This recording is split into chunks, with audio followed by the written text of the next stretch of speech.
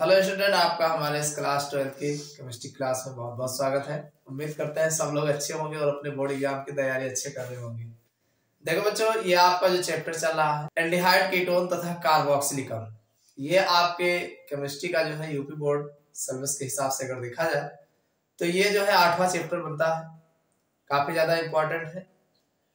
Important देखिए हर एक chapter है, क्योंकि हर एक चैप्टर ये लगभग 8 नंबर का पूछा जाएगा। ये आपका चैप्टर जो 8वां है ये लगभग 7 या 8 नंबर का पूछा जाएगा। तो अब 7-8 नंबर में क्या पूछा जाएगा ये तो कोई कंफर्म नहीं है, लेकिन आप जानते हैं केमिस्ट्री में जो है हर चैप्टर जो है नंबर फिक्स है। कोई 6 नंबर का, कोई 7 नंबर का, कोई 8 नंबर का, इस तरीके से पूछा गया है। तो अब इतने नंबर मान लीजिए 7 या 8 नंबर के आएंगे तो 7-8 नंबर आपको लाने हैं। इसको लाने के लिए आपको पूरे चैप्टर को कवर करना है। पूरा चैप्टर जब तक कवर नहीं रहेगा तब तक आप नंबर नहीं पाओगे। अब चैप्टर में क्वेश्चन कैसे आते हैं?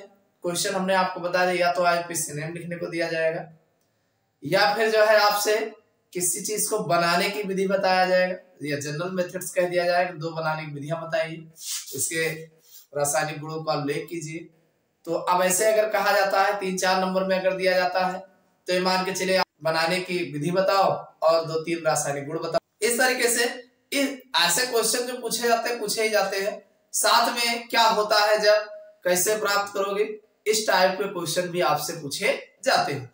तो इन सब का आंसर आप जवाब तब दे पाओगे जब आपके मन में अच्छे से तैयारी रहेगी। मतलब अब इसको तैयार करने में आप परेशान रहते होंगे, कैसे तैयार किया जाए, सब एक जैसा दिखता है। हाँ, एक जैसा दिखता है, लेकिन अगर आप एक एक टॉपिक वाइज ध्यान से अलग अलग सेपरेशन करके पढ़ते हो तब इसमें कोई दिक्कत नहीं आएगी। जैसे मान लीजिए आप एल्डिहाइड, कीटोन तथा कार्बोक्सिलिक अम्ल पढ़ रहे हो, तो 3 चीज तो चैप्टर में ही है। एक है एल्डिहाइड, दूसरा है कीटोन और तीसरा है कार्बोक्सिलिक अम्ल। तो एल्डिहाइड का अब आप तीनों को अलग अलग करके देखो। जैसे आप एल्डिहाइड की बात कर रहे हो तो एल्डिहाइड का फार्मूला क्या है? RCHO होता है। इसमें ग्रुप क्या है? एल्डिहाइड CHO समूह होता है। अब एल्डिहाइड के IUPAC नेम क्या होते हैं और फिर इनके जो है देखा जाए तो बनाने की विधियां कौन कौन सी है।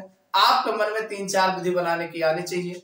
उसके बाद फिर इसके रासायनिक गुण कौन कौन से हैं, मेन रासायनिक गुण कौन से हैं। फिर इसमें फॉर्मल्डिहाइड क्या है, फॉर्मल्डिहाइड बनाने की कौन बड़ी प्रयोगशाला विधि है, साथ में और कौन इंपॉर्टेंट रासायनिक बनाने की विधि है। फिर इनके रासायनिक, देखो रासायनिक गुण जो जनरल है वही फॉर्मल्डिहाइड और एस्टल्डिहाइड के भी है। बस समस्या यह है कि आपके दिमाग में वो आना चाहिए। अब आपके दिमाग में जब अलग अलग करके लिख लिख के तैयार करोगे तभी आएगा। तो तैयारी आप लोग अच्छे मन से करिए और एक एक कंटेंट को दिमाग में रखिए कि फॉर्मल्डिहाइड, एस्टल्डिहाइड भी होता है, एसीटोन भी आपको होता है। कीटोन में केवल एसीटोन ही पढ़ना है। उसके बाद फिर कार्बोक्सिलिक अम्ल है। अब ये कार्बोक्सिलिक अम्ल का क्या फार्मूला होता है? तो RCOOH होता है, यानी COOH जो होता है ये कार्बोक्सिलिक समूह होता है। अब कार्बोक्सिलिक अम्ल का IUPAC नेम क्या होता है? हमने आपको बताया कि इसमें एल्केन में से ई हटा के ओइक एसिड लगा देते हैं तो एल्केनोइक एसिड बनता है। तो इस तरीके से कार्बोक्सिलिक अम्ल का IUPAC नेम लिखा जाता है। अब कार्बोक्सिलिक अम्ल के बनाने की सामान्य विधियां कौन कौन सी है? तो भाई इसके बनाने की सामान्य विधियां होती है, इसके रासायनिक गुण भी होते हैं। तो ये सब आप जनरल जब जानोगे तभी आपका सेपरेशन हो पाएगा। ऐसे अगर एक ही में करके पढ़ोगे तो तैयारी नहीं हो पाएगी। तो आप लोग लगे रहिए और इसके पीछे के जितने भी चैप्टर हमने पढ़ा दिए हैं सबके वीडियो हमारे चैनल पर है। आप हमारे चैनल पर जा करके आराम से देख करके अपने बोर्ड एग्जाम की अच्छी तैयारी कर सकते हैं। पढ़ने से ही आएगा, नहीं पढ़ोगे तो नहीं आएगा। ऐसे अगर आप हवा में चलोगे कोई बात नहीं, लास्ट में फिर आप लिख नहीं पाओगे। ऑर्गेनिक केमिस्ट्री जितना आसान है उतने टफ है। आसान कब होता है? जब आप चीजों को कुछ जानते हो।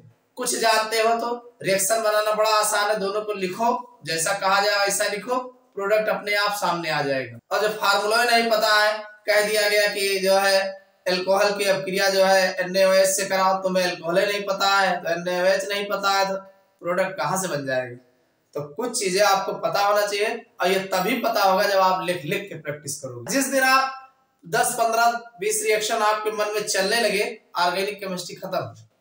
इसमें कुछ नहीं है, बस आपको केवल फार्मूले चैप्टर वाइज हर एक यौगिक का फार्मूला तैयार कर लीजिए। 4, 6, 10 रिएक्शन है जो घुमा फिरा के बार बार देखने को मिलते हैं, तो वही सब मिलेंगे। अब 4 से 10 रिएक्शन जो बार बार मिलते हैं तैयार है, तो एक आध दो नहीं तैयार है वो भी उसी में आ जाएगा। मैथ के तरीके से है, फार्मूला पता है तो लग जाएगा, नहीं फार्मूला पता नहीं लगेगा। तो इस तरीके से है। तैयारी अगर हो जाएगी तो क्या होता है, जब कैसे प्राप्त करोगे, प्रयोगशाला विधि सब तैयार हो जाएगी। नहीं तैयार है तो एक को नहीं कर पाओगे, तुम्हारा आधा ऑर्गेनिक केमिस्ट्री ऐसे ही रहेगा। तो इसलिए तैयारी करो, थोड़ा आप देखते रहो, बार बार आप रिएक्शन को बनाने की प्रैक्टिस करिए, रिएक्शन अपने मन से करिए। तो इस तरीके से इंपॉर्टेंट रिएक्शन देखते रहो, कौन सा पूछा गया है उसको भी हम लोग बताते रहते हैं। जो बताते रहते हैं उसको आप बार बार देखते रहिए, उसको आप कॉपी में लेकर के नोट करते रहिए। तो इस तरीके से आपकी तैयारी होती है। चलिए आज कार्बोक्सिलिक अम्ल को देखते हैं। ये कार्बोक्सिलिक अम्ल जो होते हैं, तो मोनोकार्बोक्सिलिक अम्ल का मतलब हुआ कि जिसमें एक COOH समूह लगा। कितना COOH समूह लगा हो? एक COOH समूह लगा हो, तो जिसमें एक कार्बोक्सिलिक अम्ल लगा होता है उसे मोनोकार्बोक्सिलिक अम्ल बोलते हैं। तो मोनोकार्बोक्सिलिक अम्ल के बनाने की सामान्य विधियां आज हम इस लेक्चर्स में कंप्लीट जानेंगे। बस आप वीडियो के अंत तक बने रहिएगा। देखो बात यह है कि मोनोकार्बोक्सिलिक अम्ल बनाने की विधियां एग्जाम में आएगा। अरे विधियां नहीं आएगा, क्या होता है जब कैसे प्राप्त करोगे तो आएगा, कुछ चीजें तो आएंगी। ऐसा हो ही नहीं सकता कुछ ना आए। अरे इस चैप्टर में कुछ आएगा ही नहीं, पता नहीं क्या आएगा, आएगा तो है ना, 7 नंबर आएगा। तो 7 नंबर लेने के लिए तुम सोच रहे हो कि एक पेज पढ़ने से काम चल जाएगा, नहीं, एक पेज नहीं पढ़ने से काम चलेगा। आपको पूरा चैप्टर दिमाग में रख करके एक एक टॉपिक को अच्छे से तैयार करके तब आता है। और इधर उधर अगर आप पढ़ते हैं, जैसे मेन पढ़ के जाते हैं और पता न चला मेन नहीं आया, तो बस एन हो जाएगा उसी में, ऐसा नहीं होगा। यही होती है गलती। क्वेश्चन बैंक उठा लिए, क्वेश्चन बैंक में जो जो टॉपिक कंटेंट सेलेक्टेड होते हैं वही दिए रहते हैं। नहीं आया एग्जाम में क्या करोगे? वो गारंटी थोड़ी लेता है 100% फंसाएगा, उसकी गारंटी नहीं। वो केवल सिर्फ जो है बहुत ज्यादा फंसेगा। कोई भी क्वेश्चन में मुझे दे दीजिए और पेपर उठा के देख लीजिए, हमें नहीं लगता 75% फंस जाए। कोई सवाल ही नहीं बनता कि पेपर का 75% आपको क्वेश्चन बैंक मिल जाएगा। और नहीं मिला के देखिएगा, कोई भी पेपर आप उठा लीजिएगा और क्वेश्चन बैंक घुमा घुमा के देख लेना। अगर 75% जवाब आप पा जाना, मुझसे बताना, कतई नहीं पाओगे। 75% लायक तैयार नहीं हो और 90% लाने का ख्वाब रख रहे हो, कतई नहीं होगा। आप 100% बुक से आप तैयार करिए, बुक को पढ़िए, और बुक्स के पढ़ने के बाद ही जब 100% जाओगे तब 90-95% आते हैं, ऐसे नहीं आ जाता। तो इसलिए जितना बताया जाए उतना आप पढ़िए, साथ में कुछ एक्स्ट्रा चीजें आप भी देखते रहिए। मैं आपको लगभग 100% तैयारी कराता हूं। मेरे तैयारी में आप कोई भी पेपर उठा के देखिएगा, जितना चैप्टर में पढ़ाया होगा लगभग आपको 99% फंसने का चांस है। कोई भी पेपर उठा के और हमारे लेक्चर देख लीजिएगा, लगभग आपको 99% मिलेंगे। मैं 100% नहीं कहूंगा, 1% नहीं कहूंगा, क्योंकि हो सकता है कोई क्वेश्चन इधर उधर घुमा के।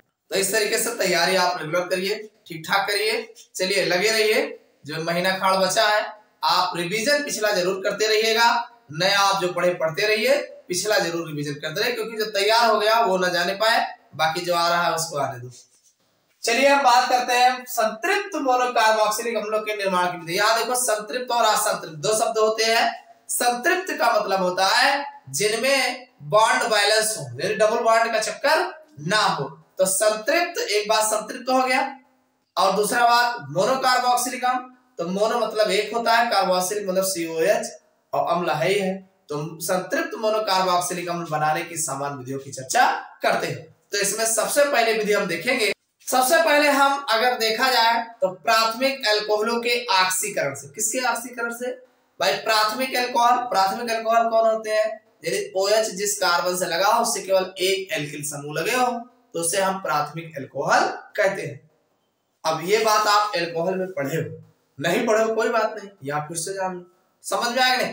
तो अगर हम प्राथमिक अल्कोहलों का ऑक्सीकरण करते हैं तब हमें मोनोकार्बोक्सिलिक अम्ल प्राप्त होते हैं। कैसे प्राप्त होते हैं? चलो देखो भाई, प्राथमिक अल्कोहल में RCH2OH ले लेते हैं, ये आपका प्राथमिक अल्कोहल। अब इसका ऑक्सीकरण जो कराएंगे भाई KMnO4 लेकर के अम्लीय माध्यम में करा दो तभी मिल जाएगा। या जो है कोई जरूरी नहीं रहना है K2Cr2O7 अम्लीय माध्यम में करा दो तब भी बन जाएगा।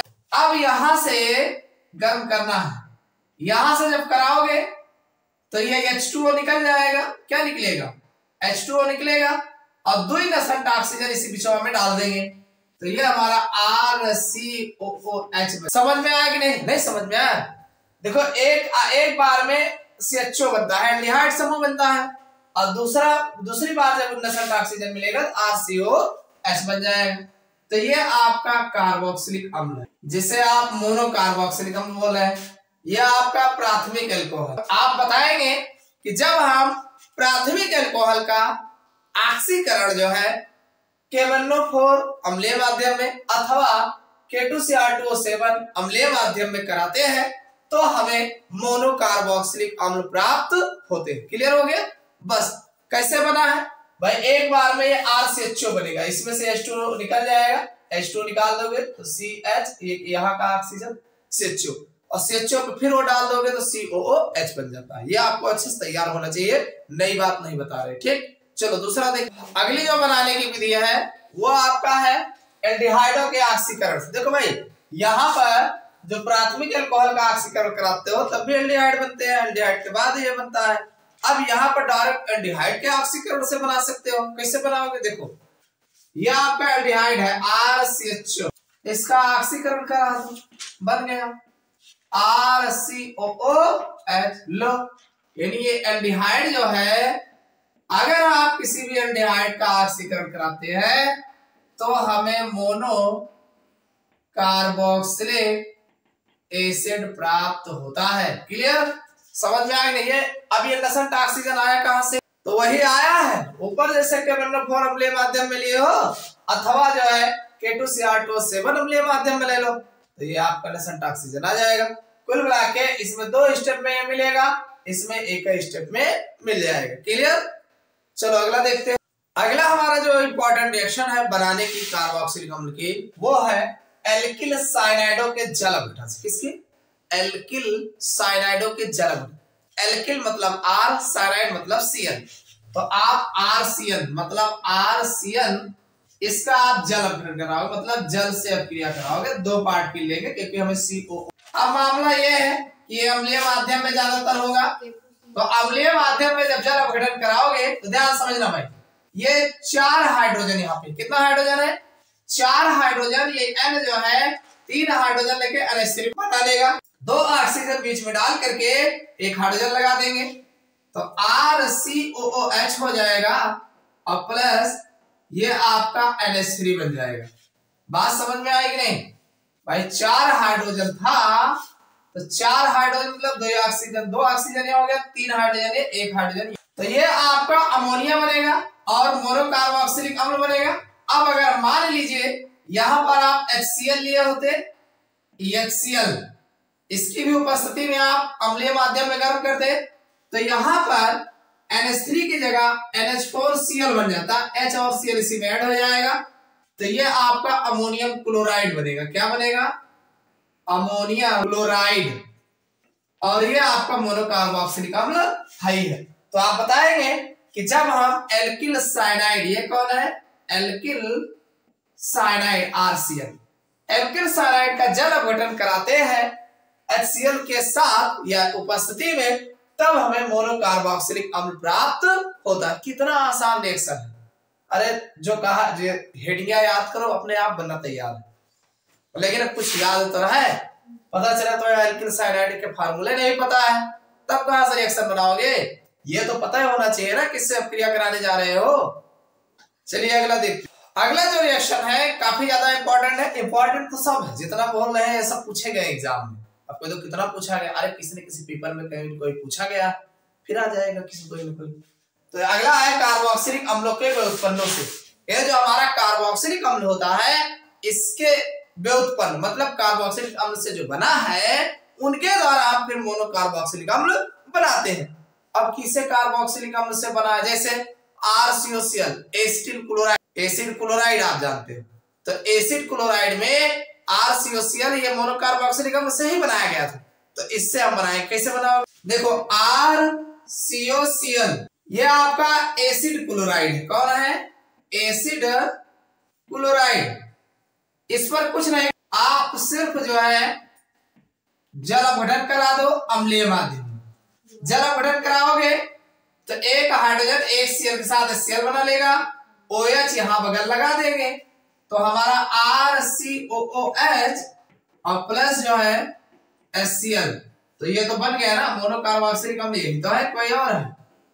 मोनो कार्बोक्सिलिक एसिड, यही तो है। ये आपका एसिड क्लोराइड है, ये आपका मोनो कार्बोक्सिलिक अम्ल से ही बनाया गया है, तो मोनो कार्बोक्सिलिक अम्ल यहां से पुनः प्राप्त कर लेंगे। और दूसरा इसी में और है एसिटिक एनहाइड्राइड, इसका फार्मूला है RCOOCOR,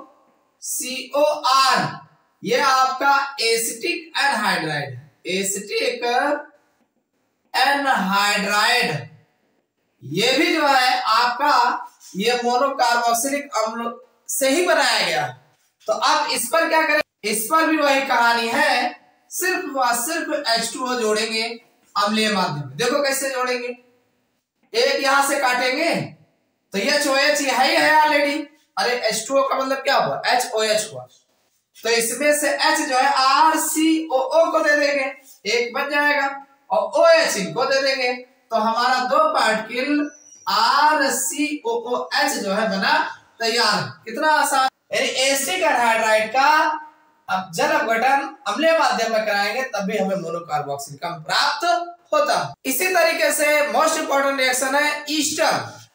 ईस्टर का फार्मूला होता है RCOOR', इसका भी जल अपघटन करा दो, चाहे अम्लीय माध्यम में करा दो और चाहे क्षारीय माध्यम में करा दो। भाई अम्लीय माध्यम में H होगा, क्षारीय माध्यम में OH होगा, बड़ा आसान है, इसको यहीं से कट कर लो, और जब कट करोगे तो H दे देना RCO को और OH दे देना R' को, तो आपका बन जाएगा RCOOH और प्लस R'OH। ये आपका मोनो कार्बोक्सिलिक अम्ल है, ये आपका एल्कोहल है। समझ में आया कि नहीं? तो कुल मिला के, और ये कौन है, ईस्टर है। कौन है, ईस्टर, नाम याद रखिएगा, नहीं बना नहीं पाओगे। यानी ईस्टरों का भी जल अपघटन कराते हैं अम्लीय या क्षारीय माध्यम में, तब भी हमें मोनो कार्बोक्सिलिक अम्ल और अल्कोहल बनते हैं। ये सब जो है कौन है, ये सब के सब जो है मोनो कार्बोक्सिलिक अम्ल के व्युत्पन्न है, यानी इन्हीं से बनाए गए हैं। समझ में आई बात? तो ये काफी ज्यादा इंपॉर्टेंट रिएक्शन है, सब किसी न किसी रूप में आपके बोर्ड एग्जाम में पूछे गए। चलिए अगला विधि देखते हैं। चलिए अगला जो मोस्ट इंपॉर्टेंट रिएक्शन है, ग्रिग्नार्ड अपकर्मक से बनाएंगे मोनो कार्बोक्सिलिक अम्ल। कैसे बनाओगे, बन जाएगा, चलो देखते हैं कैसे बनेगा। देखो ग्रिग्नार्ड अपकर्मक का फार्मूला होता है RMgX, इस पर हम CO2 की अभिक्रिया करेंगे। किसके कराओगे, CO2 का। कैसे कराओ, C डबल बॉन्ड O और डबल बॉन्ड O। ध्यान से, ये CO2 लिखा है ना, हम करेंगे क्या, देखो ध्यान से, एक ये O जो है इस पर एक बॉन्ड पर R लगा देंगे और इसके बगलिया O के MgX लगा देंगे, तो ये हमारा ऐड बन जाएगा RC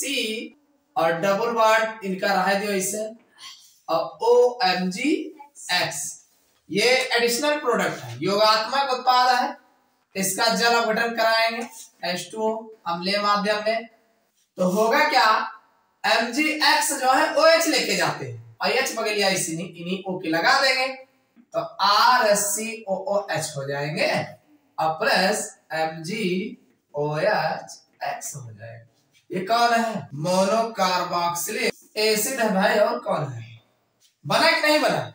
आपको लिखना क्या है कि जब हम ग्रिग्नार्ड अपकर्मक पर कार्बन डाइऑक्साइड की अभिक्रिया कराते हैं तो जो योगात्मक उत्पाद बनता है, इसका जल अपघटन कराने पर मोनो कार्बोक्सिलिक अम्ल प्राप्त होता। इतना आसान रिएक्शन, बहुत आसान है। ग्रिग्नार्ड एजेंट से अक्सर क्वेश्चन जो है पूछे जाते हैं। चलो अगला देखते हैं। अगला जो हमारा रिएक्शन है वसाओं के जल अपघटन से।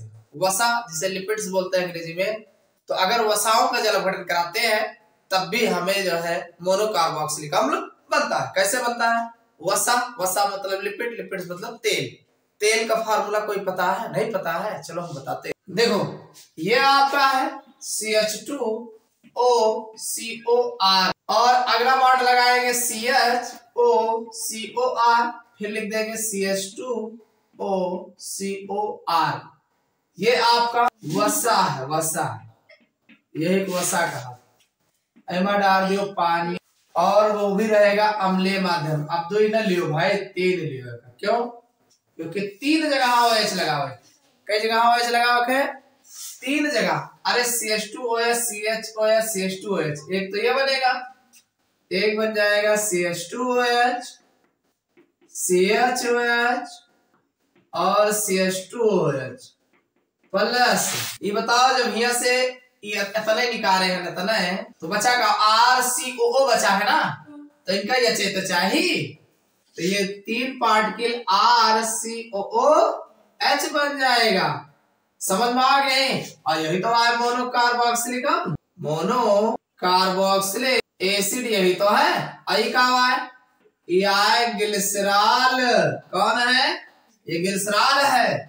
यानी जब हम वसा का जल अपघटन मतलब जल से अपक्रिया कराते हैं अम्लीय माध्यम में, तब हमें मोनो कार्बोक्सिलिक तथा ग्लिसरॉल प्राप्त होता है। समझ में आ गए?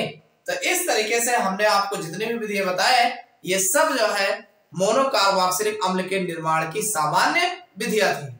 जितने भी बोर्ड एग्जाम में आपके पूछे गए थे हमने उन्हीं की चर्चा की है। ऐसा कोई रिएक्शन नहीं बताया जो आपके बोर्ड एग्जाम में ना पूछा गया हो।